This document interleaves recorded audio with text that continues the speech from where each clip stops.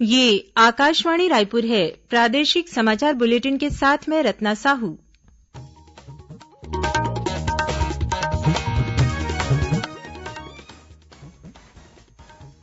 और अब पेश है आज के मुख्य समाचार। मुख्यमंत्री ने आज बलरामपुर रामानुजगंज जिले में 247 करोड़ रूपये के विभिन्न विकास कार्यों का लोकार्पण और भूमिपूजन किया। बलरामपुर में उद्यानिकी महाविद्यालय खोलने के साथ ही चांदो और रघुनाथ नगर को तहसील बनाने की घोषणा की। मुख्यमंत्री ने रेडियोवार्ता लोकवाणी में कहा कि आम जनता, किसानों, आदिवासियों और कमजोर तबकों का सशक्तिकरण छत्तीसगढ़ के विकास मॉडल की प्रमुख विशेषता। प्रदेश में आज वर्चुअल मैराथन दौड़ का आयोजन किया गया। मैराथन में हर वर्ग और उम्र के लोगों ने बढ़ चढ़कर हिस्सा लिया। और सुकमा जिले में माओवादियों द्वारा किए गए आईईडी विस्फोट में कोबरा बटालियन का एक डिप्टी कमांडेंट घायल हो गया। कोरोना महामारी के खिलाफ देश एकजुट होकर लड़ रहा है। आप भी हमारे साथ सुरक्षा और बचाव के 3 आसान एहतियाती उपायों का संकल्प लें।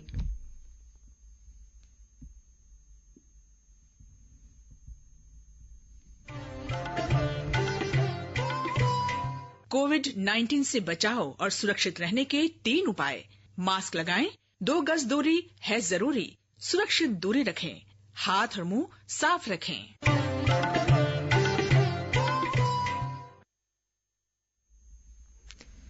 अब समाचार विस्तार से। मुख्यमंत्री भूपेश बघेल ने आज बलरामपुर रामानुजगंज जिले के मुख्यालय बलरामपुर में आयोजित कार्यक्रम में लगभग 247 करोड़ रूपये के विभिन्न विकास कार्यों का लोकार्पण और भूमिपूजन किया। इन कार्यों में सड़क, पुल, पुलिया निर्माण, सिंचाई, शासकीय भवन, पेयजल और बिजली सुविधा विस्तार के कार्य शामिल हैं। इस मौके पर मुख्यमंत्री ने बलरामपुर में उद्यानिकी महाविद्यालय खोलने के साथ ही चांदो और रघुनाथ नगर को तहसील तथा डौरा, कोचली और बरियो को उप तहसील बनाने की घोषणा की।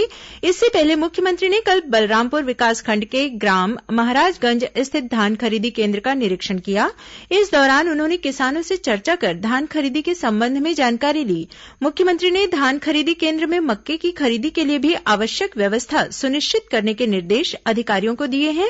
श्री बघेल ने ग्राम पंचायत जाबर स्थित आदर्श गौठान का भी अवलोकन किया। उन्होंने किसानों द्वारा गौठानों में निर्मित वर्मी कंपोस्ट का जैविक खेती के लिए अधिक से अधिक उपयोग किए जाने की भी बात कही। वहीं मुख्यमंत्री कल और परसों सरगुजा, सूरजपुर तथा बलौदाबाजार, भाटापारा जिले के प्रवास पर रहेंगे। इस दौरान वे विभिन्न कार्यक्रमों में शामिल होंगे।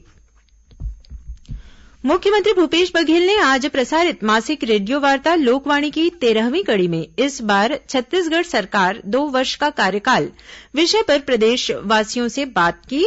मुख्यमंत्री ने लोकवाणी में कहा कि आम जनता, किसानों, आदिवासियों और कमजोर तबकों का सशक्तिकरण छत्तीसगढ़ के विकास मॉडल की प्रमुख विशेषता है। 2 वर्षों में जनता की भावनाओं, आकांक्षाओं, उम्मीदों को आत्मसात कर शासन और प्रशासन को समाधान के विषयों में संवेदनशील बनाने का प्रयास राज्य सरकार ने किया है। साथ ही नई सरकार ने छत्तीसगढ़ी संस्कृति को बढ़ावा देकर लोगों के मन में अपनी संस्कृति और अस्मिता को लेकर गौरव का भाव फिर से जगाया है। मेरा मानना है कि बीते 2 सालों में हमने जो सबसे बड़ा काम किया वह है जनता की भावनाओं, आकांक्षाओं, सपनों, उम्मीदों को आत्मसात करना, शासन और प्रशासन को समाधान के विषयों में संवेदनशील बनाना।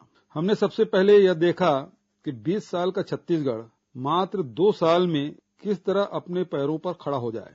हमने यह प्रयास किया है कि छत्तीसगढ़ का जन जन अपने सपनों और अपने लक्ष्यों को लेकर मुखर हो जाए। हमने यह देखा कि छत्तीसगढ़ वासियों का खोया हुआ आत्मविश्वास किस तरह जल्दी से जल्दी लौट आए। मुख्यमंत्री ने कहा कि राज्य सरकार ने किसानों के लिए कर्ज माफी, धान खरीदी, सुराजी गांव, राजीव गांधी किसान न्याय योजना और गोधन न्याय योजना जैसी अनेक योजनाएं लागू की, जिनसे गांवों को निरंतर शक्ति मिल रही है। इसके साथ ही राज्य सरकार की नीतियों का उद्योग और व्यापार जगत में भी सकारात्मक असर दिखा। मुख्यमंत्री ने लोकवाणी में कहा कि पूरा देश कोरोना संकट काल में मंदी से प्रभावित था, जबकि छत्तीसगढ़ मंदी से अछूता रहा। मनरेगा, वनोपज खरीदी जैसी योजनाओं से बेरोजगारी की दर घटाकर 2% तक लाने का छत्तीसगढ़ में उदाहरण पेश किया। औद्योगिक इकाइयों में भी 15,000 करोड़ रूपये का पूंजी निवेश हुआ, जिसमें बड़ी संख्या में लोगों को रोजगार मिला। उन्होंने कहा कि कृषि और वानिकी उपजों में वैल्यू एडिशन के राज्य सरकार द्वारा प्रारंभ किए गए प्रयासों से प्रदेश की समृद्धि के नए द्वार खुलेंगे। विगत 2 सालों में 887 औद्योगिक इकाइयों की स्थापना की, 15,000 करोड़ रुपए का पूंजी निवेश और 15,400 लोगों को इन उद्योगों में रोजगार मिलना उत्साहजनक है।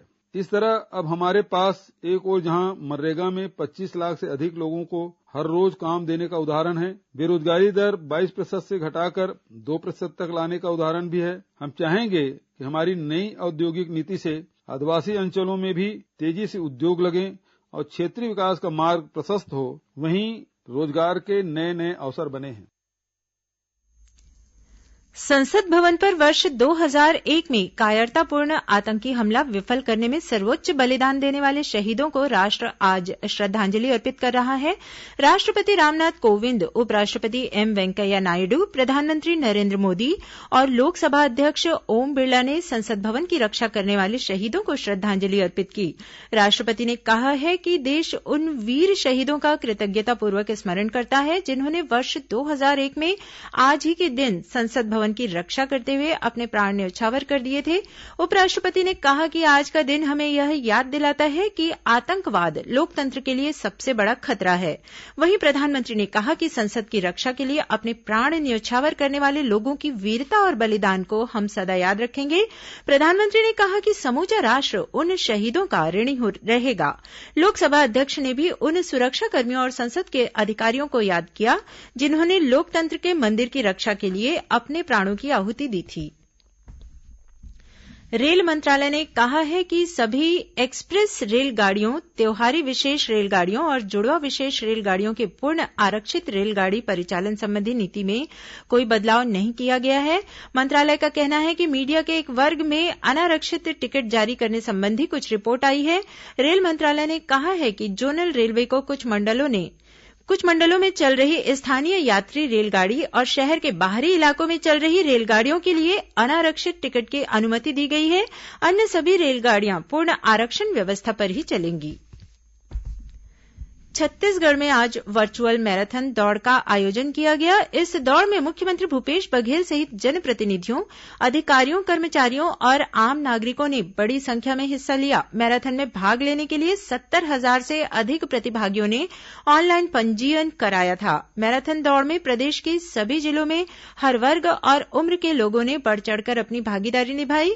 खेल, युवा कल्याण और जनसंपर्क विभाग द्वारा आयोजित वर्चुअल मैराथन में प्रतिभागी कोरोना संक्रमण के लिए जारी दिशा निर्देशों का पालन करते हुए शामिल हुए। प्रतिभागियों ने अपने घरों, उद्यान, मैदान, सड़क सहित अन्य स्थानों पर सोशल डिस्टेंसिंग का पालन करते हुए दौड़ लगाई और दौड़ते हुए कुछ सेकंड का वीडियो या photo hashtag run with Chhattisgarh के साथ सोशल मीडिया पर अपलोड की। फेसबुक और ट्विटर पर यह हैशटैग दिन भर ट्रेंड करता रहा। वर्चुअल मैराथन के लिए सुबह 6 से 11 बजे तक का समय निर्धारित किया गया था। प्रादेशिक समाचार आप आकाशवाणी रायपुर से सुन रहे हैं और अब आगे बढ़ते हैं बाकी के समाचारों की ओर। राज्यसभा सांसद सरोज पांडेय ने कहा है कि किसान आंदोलन को लेकर केंद्र सरकार का रुख सकारात्मक है। केंद्र सरकार और प्रधानमंत्री नरेन्द्र मोदी पूरी मजबूती के साथ मानवीय दृष्टिकोण को सामने रखते हुए किसानों से चर्चा के लिए तैयार हैं। सुश्री पांडेय ने दुर्ग में पत्रकारों से चर्चा करते हुए कहा कि किसानों को समृद्ध बनाने के उद्देश्य से गहन अध्ययन कर इस कृषि कानून को बनाया गया है और केंद्र सरकार कृषि कानून को लेकर पूरी तरह प्रतिबद्ध है। नरेंद्र मोदी सरकार ने किसानों को समृद्ध बनाने की दिशा में एक बिल लाया और ये बिल इस दृष्टि से बेहद महत्वपूर्ण है। ये बिल में पहली बार ये शुरुआत हुई है कि आपको 3 दिन में भुगतान हो जाएगा। आप कहीं पर भी अपना उत्पाद बेचें, कहीं पर भी आप अपने अगर सामान को बेचते हैं तो 3 दिन में भुगतान होगा। अगर आप सामान को बेचते समय कहीं कोई विवाद हो जाता है और उस विवाद की स्थिति में आपके यहाँ पर 30 दिन में उसका निपटारा होना चाहिए। अगर 30 से आगे बढ़ता है तो जो भी व्यक्ति उत्तरदायी है वो उसको सजा का प्रावधान है। बिल को बहुत सक्षमता के साथ सरकार ने गहन अध्ययन के साथ लाया है।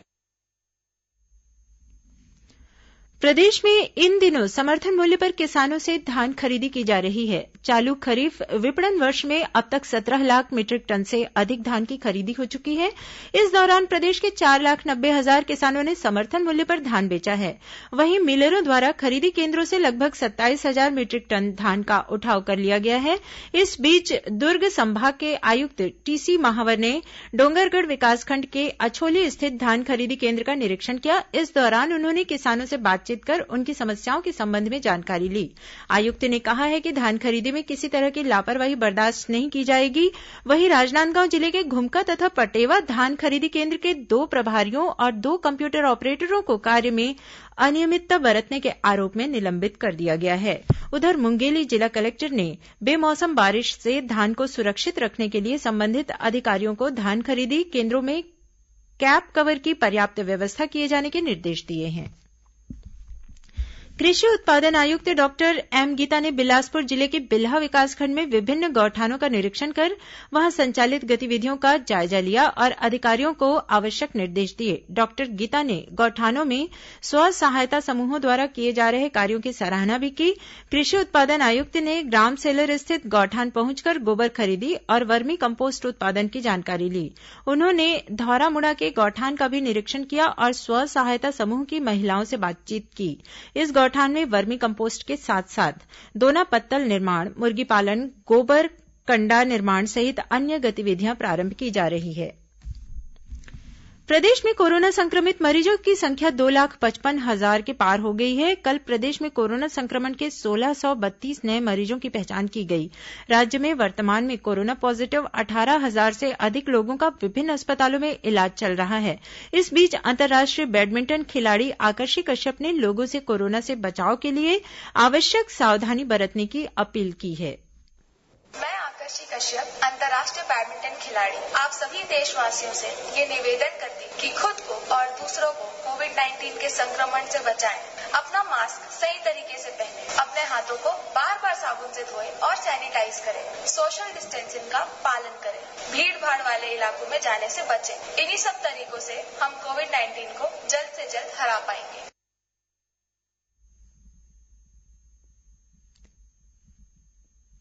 सुकमा जिले में माओवादियों द्वारा किए गए आईईडी विस्फोट कोबरा बटालियन का एक डिप्टी कमांडेंट घायल हो गया। पुलिस अधीक्षक कन्हैयालाल ध्रुव ने घटना की पुष्टि करते हुए बताया कि कोबरा 208वीं बटालियन के जवान किस्टारम इलाके में गश्त पर निकले थे। इसी दौरान माओवादियों ने जवानों को निशाना बनाते हुए आईईडी विस्फोट कर दिया, जिसकी चपेट में आने से एक डिप्टी कमांडेंट घायल हो गया। दंतेवाड़ा जिले के माओवाद प्रभावित क्षेत्र अरनपुर जगरगुंडा में चल रहे सड़क निर्माण कार्यों का बस्तर आईजी सुंदरराज पी दंतेवाड़ा तथा सुकमा जिले के कलेक्टर और पुलिस अधीक्षक ने निरीक्षण किया।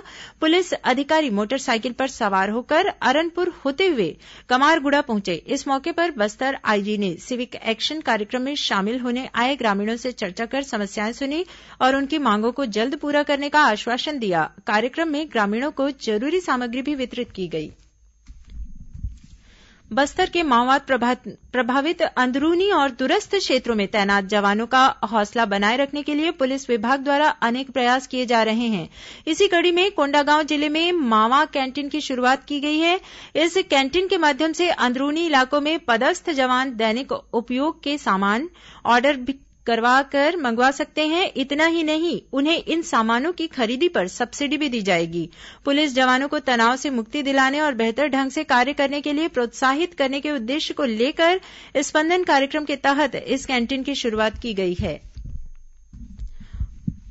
ऊर्जा विभाग के अंतर्गत छत्तीसगढ़ राज्य अक्षय ऊर्जा विकास अभिकरण क्रेडा द्वारा ऊर्जा संरक्षण के प्रति अपने योगदान को प्रदर्शित करने के लिए कल 14 से 20 दिसंबर तक सेल्फी प्रतियोगिता का आयोजन किया जाएगा। इसके तहत प्रथम श्रेष्ठ सेल्फी पोस्ट करने वाले 200 प्रतिभागियों को 500 रुपये का पुरस्कार प्रदान किया जाएगा। प्रतियोगिता में हिस्सा लेने के लिए प्रदेश के फेसबुक यूजर्स अपना पंजीयन 20 दिसंबर तक करा सकते हैं। प्रतियोगिता में हिस्सा लेने के लिए कोई शुल्क नहीं लगेगा। पंजीयन के लिए क्रेडा के फेसबुक पेज पर दिए गए लिंक पर क्लिक कर अपना विवरण अंकित करना होगा। सुकमा का इमली चस्का छत्तीसगढ़ ही नहीं बल्कि देश के दूसरे राज्यों को भी लुभा रहा है।